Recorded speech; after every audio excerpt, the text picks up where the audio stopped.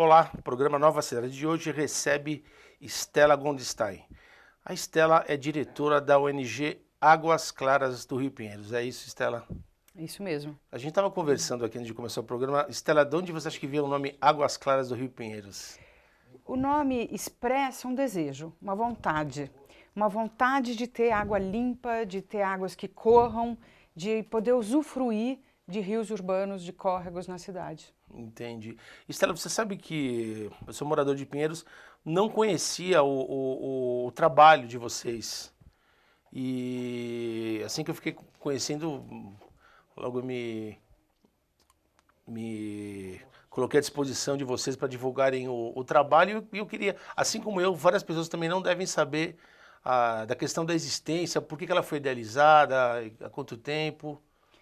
Então, Águas Claras do Rio Pinheiros é uma ONG, uma entidade que trabalha para garantir que a gente vai ter bons projetos, que a gente vai conseguir acelerar os investimentos públicos, que os governos das várias prefeituras e do Estado avancem no sentido de cuidar das nossas águas urbanas, porque nós precisamos delas. Quando a gente fala Rio Pinheiros, a gente tem que pensar na bacia hidrográfica, o território que alimenta o Rio Pinheiros.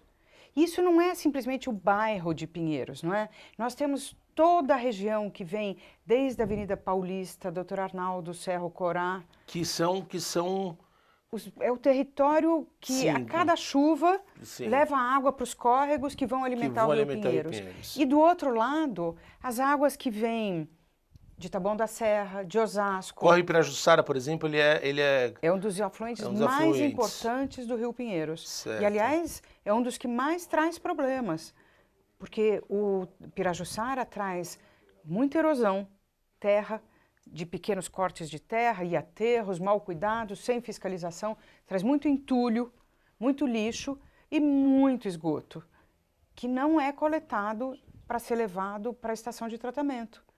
Entendi. E aí, toda essa sujeira urbana, seja indo diretamente para os córregos, seja ficando nas ruas e depois sendo levada para os córregos a cada chuva, vai para o Rio Pinheiros. Entendi. Agora, Stella, só para a gente entender um pouco dessa história dos afluentes do Rio Pinheiros. Por exemplo, o Pirajussara, ele vem da onde? De onde que ele vem? Ele coleta as águas ali do quê? Taboão da Serra? O Pirajussara nasce na região de Taboão da Serra e atravessa um bom trecho da cidade de Taboão. Depois ele vem para a cidade de São Paulo e em grande parte do trecho dele na cidade de São Paulo, ele está enterrado debaixo da Avenida Eliseu de Almeida. Sim, sim, não é? sim. E é uma pena, porque governo municipal, atrás de governo municipal, vai criando avenidas de fundo de córrego, vai pondo ciclovia, cimento, seja o que for. Coisas que a cidade precisa, mas que não deveriam estar ali em cima do rio. Então esse rio fica enterrado de tal forma que parece que a gente não pode mais recuperar. E o rio estando enterrado, as pessoas e os governos acabam por ignorar esse rio e aceitar que ele seja simplesmente o canal por onde vai todo aquele descarte do qual a gente quer se livrar. Agora, Stella, você me falando isso, a gente vê algumas notícias aí na mídia eu não sei se é uma coisa viável, mas a gente ouve falar de alguns projetos de grupos que propõem o desenterro dos córregos. Eu não vou nem perguntar aqui, existe algum lugar no mundo que isso foi feito? Quer dizer, os córregos foram aterrados e depois eles foram desenterrados? Sim, existe isso? Existe, é possível. E tem muitos lugares onde a gente pode fazer isso. Grande parte dos córregos que levam águas para o Rio Pinheiros estão enterrados. Existem alguns trechos abertos e a gente tem que valorizar esses trechos. E existem muitos trechos que podem ser reabertos. Não é? Eu vou te dar um outro exemplo que não é o Pirajussara, mas que é muito conhecido.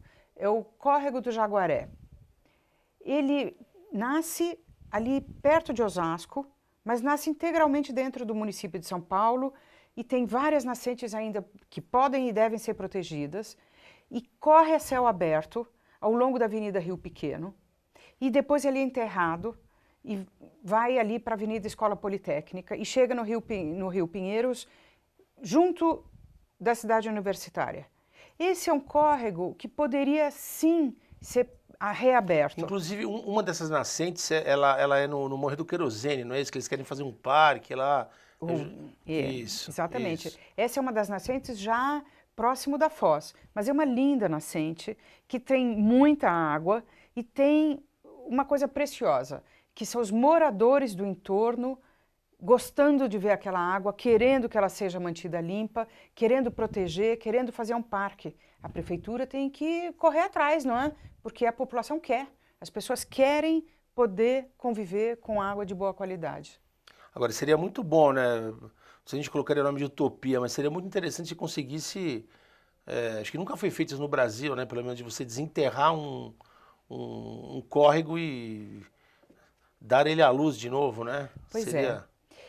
Veja, eu não conheço nenhum exemplo aqui no Brasil, mas isso é feito cada vez mais nas cidades que, por séculos e séculos, tiveram uma lógica muito parecida com a nossa. Vai ocupando, vai chegando perto dos córregos e acaba por tamponar os córregos.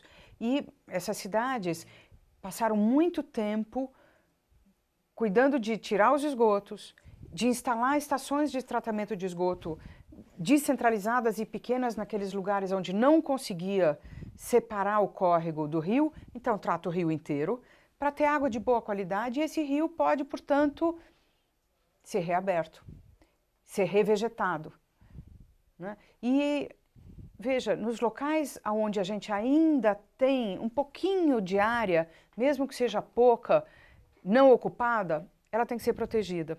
Nós precisamos, porque ela é preciosa, é o que vai nos garantir que as águas das chuvas não vão chegar com toda velocidade pela superfície, por cima do cimento, trazendo picos de enchente muito grandes. Para não ter grandes enchentes, nós temos que ter grandes áreas permeáveis, áreas vegetadas, florestadas, espalhadas pela bacia hidrográfica. Para melhorar a cidade, nós temos que perseguir esse caminho.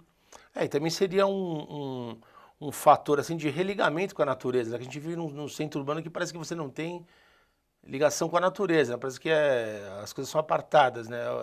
O mundo urbano e o mundo rural que, na verdade, acho que ele tem que concorrer, tem que ser junto aqui, né? É interessante isso que você está colocando, porque existem muitas pesquisas que quantificam o quanto ter áreas verdes próximas, ter uma cidade arborizada, traz bem-estar para as pessoas. E tanto é assim que a publicidade se apoderou dessa informação. E toda vez que você vê uma publicidade falando de um lugar aprazível, um lugar agradável, tem árvores, tem vegetação, tem água, não é? Isso aí. Estela, agora um assunto que a gente não pode deixar de tocar, a nossa crise hídrica. Como você chegou a esse ponto aí de a gente estar na iminência de falta de água? Como é que você analisa isso? Nós já estamos com falta de água. Nós estamos gerenciando a falta de água. E ela, na verdade, tem várias origens, várias razões. Não dá para falar de uma grande causa, né? Tem um conjunto de questões que levaram a essa situação. Nós tivemos, por décadas e décadas, a ideia de que nós vivemos num país com muita água, com água abundante e que a gente pode ir levando e gastando de forma perdulária. E essa cultura tem que mudar. Não é real isso. Nós temos aqui na região metropolitana de São Paulo 21 milhões de habitantes, num lugar que, na verdade, é a cabeceira do Rio Tietê, né? O Rio Tietê vai para o interior e, na medida em que ele vai recebendo os seus afluentes, ele ganha volume de água. Mas aqui na cabeceira tem pouca água e nós vamos precisar conviver com isso para sempre. Por ter pouca água e porque nós não temos cuidado suficiente com essa água, nós fomos buscar cada vez água mais longe. E achando que podia buscar água mais longe, nós ocupamos os mananciais mais próximos. Então, as nossas represas, que poderiam ter água em quantidade muito maior do que hoje tem para oferecer para abastecimento público, a Billings e a Guarapiranga, foram sendo degradadas, porque nós fomos ocupando o entorno e jogando lixo, entulho, e então elas têm menos capacidade de reservação. Elas estão assoreadas, porque a gente jogou muito material sólido lá dentro. Agora, Estela, você fala de mananciais. Por exemplo, os entornos que foram ocupados da Billings, tem coleta de esgoto ali ou é jogado na represa? A maior parte dessas áreas, que são áreas consideradas irregulares, que não deveriam ter sido ocupadas, não tem coleta de esgoto. E a legislação, ela é complicada nesse sentido, porque a legislação diz o seguinte, bom, não deveria ter ocupado, então não pode pôr infraestrutura, porque não é adequada aquela instalação daquelas pessoas ali. E nós, muitos governos, nós eu digo a sociedade, não é? Sim. Porque foi a sociedade que invadiu e foi a sociedade, os nossos governos, fomos nós que elegemos, nós que deveríamos ter fiscalizado. Não foram capazes de impedir essas invasões. Não foram capazes de oferecer subsídio suficiente para a população de baixa renda se instalar em outros lugares. E muita gente ganhou muito dinheiro permitindo a ocupação das suas terras. E era uma ocupação falsa, porque essas pessoas, eram na verdade, estavam loteando essas terras. Certo. Né? Isso é muito grave. E é a história do crescimento das nossas cidades. Agora, Estela, eu fico imaginando como que é agora trabalhoso para você reverter, porque como é que você faz uma coleta ali Quer dizer, eu não entendo nada da parte técnica, mas eu imagino como deve ser complicado você coletar o esgoto ali na beira, quer dizer, o cara descarta ali na represa, como é que você vai passar uma rede coletora ali? Pois complicadíssimo, né? É bastante complicado e isso tem que ser feito numa articulação muito intensa entre a Sabesp e as prefeituras. Não dá para trabalhar separado. Não dá para trabalhar separado. As prefeituras têm que vir urbanizando e abrindo espaço para a Sabesp colocar sua canalização. E em muitos casos, tem que tirar a população que está nos lugares mais baixos, onde iria passar a canalização. Não é? E para isso as prefeituras têm que ter programas habitacionais e programas de urbanização de áreas irregulares, favelas e as comunidades que estão instaladas de uma forma precária. Né? E nós temos projetos bonitos nesse sentido e temos alguns lugares onde isso já foi feito, não pode parar, tem que ser intensificado, tem que continuar. Então, Estela, a gente não pode dizer que a questão dessa crise teve um fator único, quer dizer, foi um conjunto de fatores que ao longo do tempo levou a essa situação. Pois é, e eu falei só alguns deles, tem outros tantos, né? Porque a coleta de esgotos já deveria ter sido feita há mais tempo, já deveria ter sido levado esse esgoto para estações de tratamento, e isso é um débito que nós temos com o meio ambiente. Isso tem que avançar muito. Né? E existem outras questões também bastante complicadas. É que existe um conflito pelo uso da Billings, ou seja, a represa Billings tem uma determinada quantidade de água e cada vez tem menos, porque a gente jogou, as cidades do entorno jogaram tamanha quantidade de material que cabe menos água, mas tem muita água. Mas que uso nós vamos dar para essa água? E existe uma represa, a Billings, que leva a água com bombas e turbinas Serra do Mar abaixo para gerar energia lá em Cubatão. Mas quando a gente faz isso, nós deixamos de usar essa água para abastecimento, porque ela está sendo levada para Cubatão. O sentido do Rio Pinheiros é invertido, é isso? Exatamente. Essa é uma conversa longa que a gente pode explicar com calma e desenhar, inclusive, trazer mapas para a gente mostrar como funciona, mas o fato é que a água da Billings, durante décadas e décadas, desde 1930, vem sendo usada prioritariamente para gerar energia nessa usina que fica lá embaixo da Serra do Mar, em Cubatão. E essa energia vai para onde, Estela? Ela entra na rede, entra no sistema e todos nós usamos. Mas qual que é do percentual de energia que é usado em São Paulo? Deve ser muito pequeno. Então, exatamente essa discussão que tem que ser feita. Será que eu preciso mesmo dessa energia? E ela, no todo da energia consumida, ela não é tão significativa, mas ela é uma energia que está disponível se tiver apagão geral. Por quê? Porque ela está muito próxima e porque ela tem aqui a água e as bombas funcionando e a rede de distribuição. Então, em situações de emergência, ela tem que estar pronta para ser utilizada. Então, ela não pode ser descartada. Não é? Mas se essa geração de energia está competindo, e ela está, com o uso da água para abastecimento público, então não dá para discutir. O abastecimento público é prioritário. Inclusive, legalmente, constitucionalmente está definido que o abastecimento público tem que ser considerado prioritário. Abastecimento de água. Abastecimento público de água. Para beber. Né? Em detrimento ou contra a prioridade de geração de energia. Certo. Né? Caso a gente não consiga atender as duas coisas. E nessa situação não dá para atender as duas coisas sempre, porque falta água para beber na região metropolitana de São Paulo. Então usar a Billings para abastecimento público é uma prioridade. E ela tem que ser limpa. Nós temos que tratar a Billings. Bom, a gente está entrevistando Stella Goldstein da ONG, da ONG Águas Claras do Rio Pinheiros. Roberto, você pode mostrar, dá para mostrar o adesivo da ONG? Que, como eu disse para vocês no começo do programa, eu não conhecia, é uma atividade muito legal que a gente tem que valorizar. Stella, quem quiser, por exemplo, ficar sabendo das atividades da entidade para se associar, como é que funciona? Essa é uma entidade que foi criada por pessoas e por empresas que querem apoiar o Rio Pinheiros, querem fazer lobby para ter bons projetos, para ter atenção pública, para ter cuidados com o Rio Pinheiros. E nós queremos muito a adesão das pessoas. As pessoas podem entrar no nosso site, podem entrar no nosso Facebook, e lá tem muita informação, muita coisa para se ver. Oh. É bem-vinda toda forma de contribuição. Ok. Agora, Stella, em relação à despoluição dos rios, você tem algum exemplo internacional desse problema que foi enfrentado por outros países, certamente...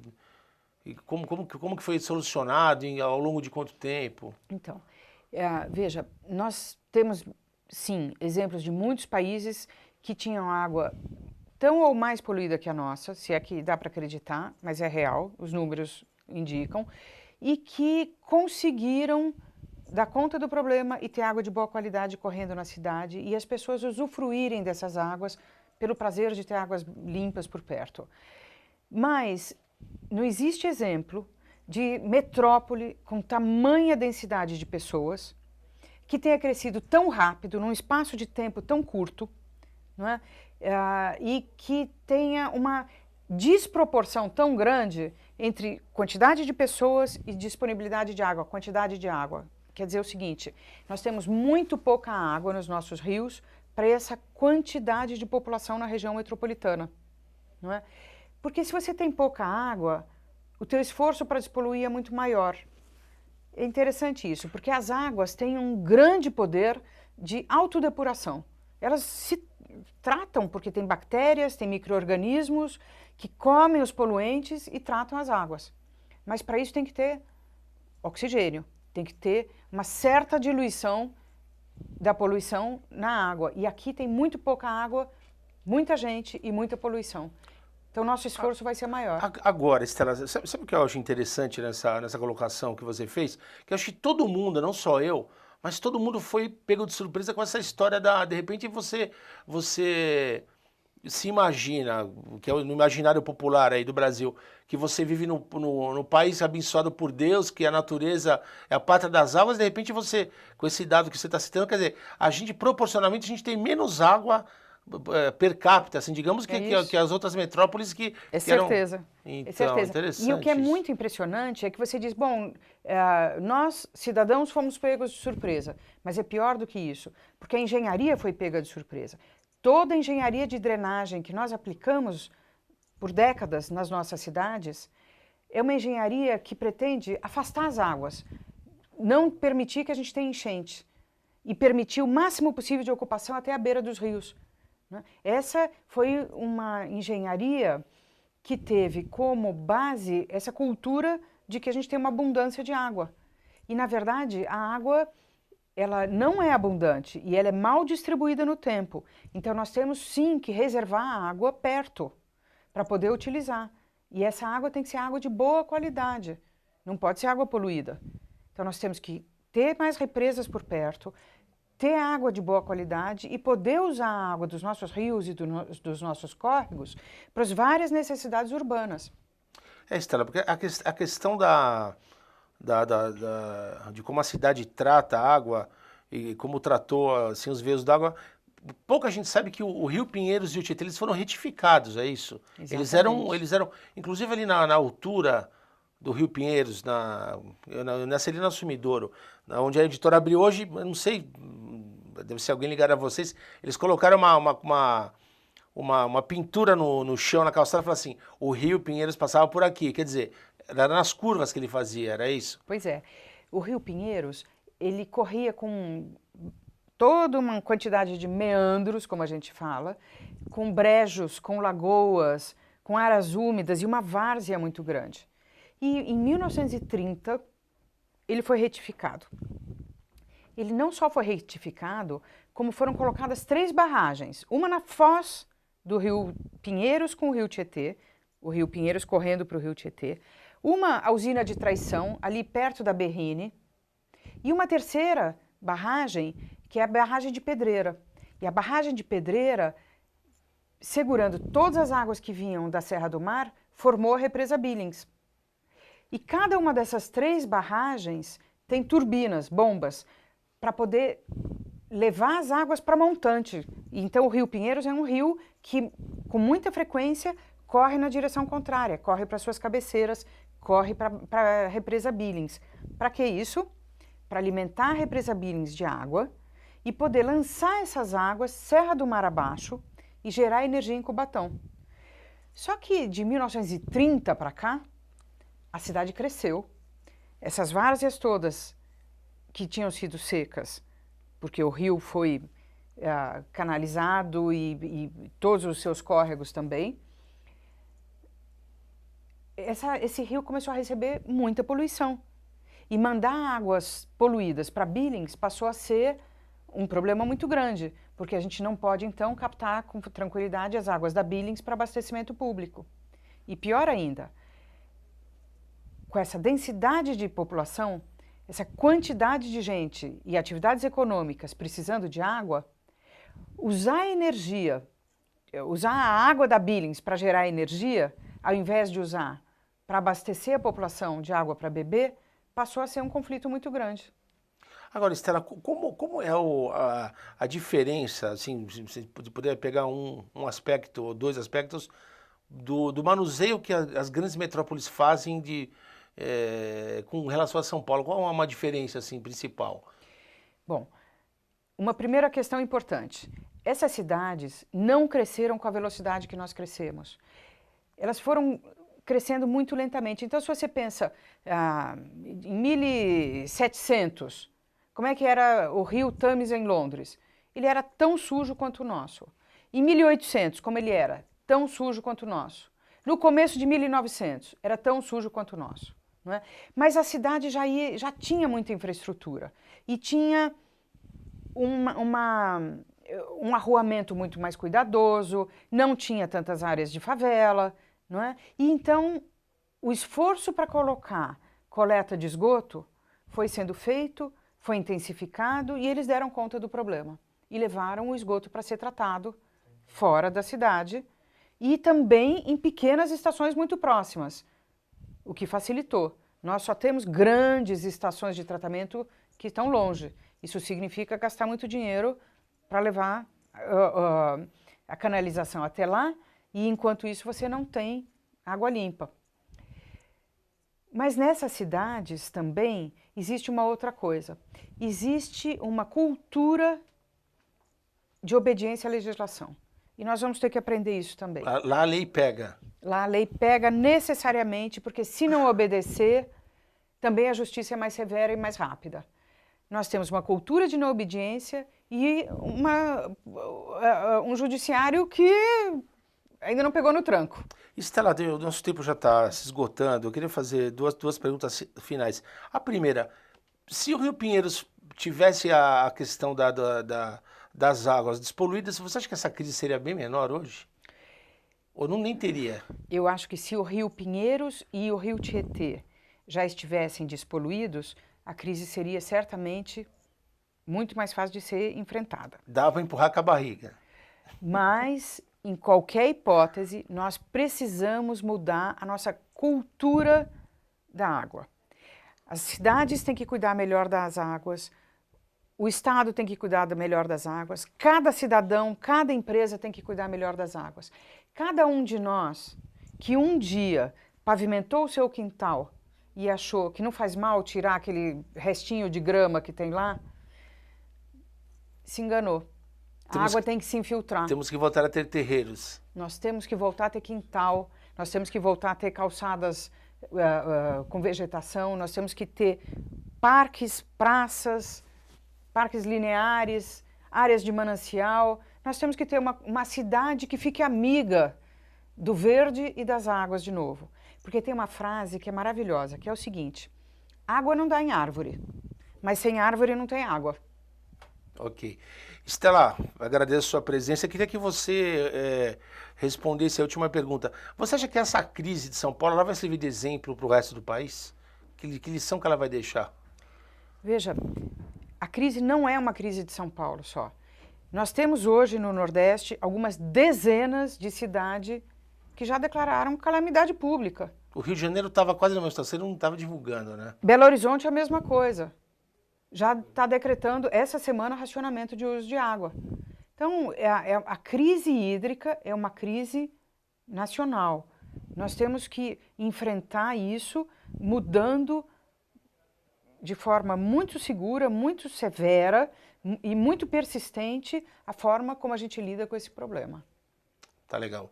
Bom, gente, hoje entrevistamos Estela Goldstein, da ONG Águas Claras do Rio Pinheiros. Estela, obrigado, viu, pela sua presença. E, pessoal, a gente estimula a vocês a procurarem na rede, na web, o endereço da ONG Águas Claras do Rio Pinheiros, para poder principalmente participar e contribuir com a causa, que é uma causa, como você viu aqui, fundamental para todos nós, tá legal? O programa volta semana que vem, um abraço.